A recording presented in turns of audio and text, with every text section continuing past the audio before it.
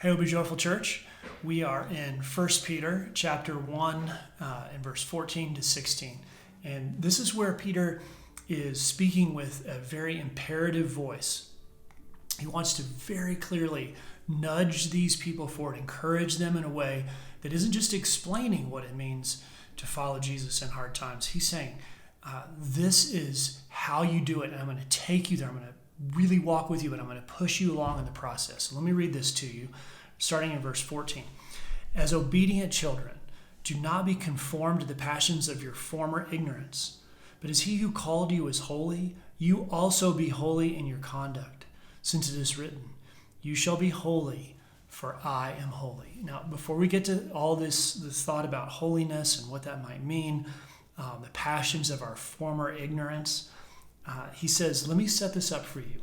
The way you get there is that you start with a heart attitude of an obedient child. I remember Francis Chan telling this at one point. He says, this dad asks his kids to clean their rooms. They go upstairs. They come down later that afternoon. He says, did you clean? They say, well, no, but we did meditate on what you said, and we thought it was really great.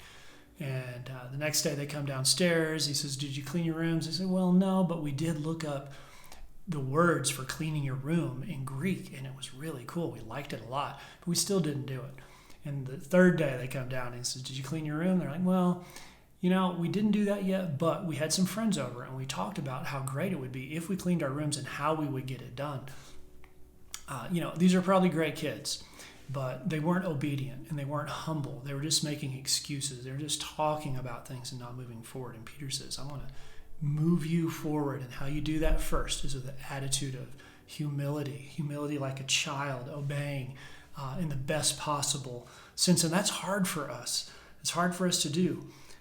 It requires humility. It requires setting aside our preferences. It requires setting aside the sin nature that drives us away from our God. So let me give you a couple of thoughts to ponder on. Are you okay with the imperatives of Scripture?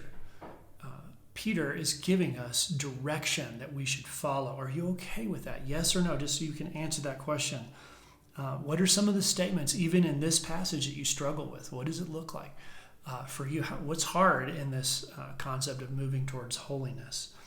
And what would it look like for you to obey? If you were to truly obey with the heart of a child, a humble child, what would that look like to humbly choose his way over your way? Give that some thought, and we'll get back together and break out the rest of these verses 14 to 16. All right, take care. Bye-bye.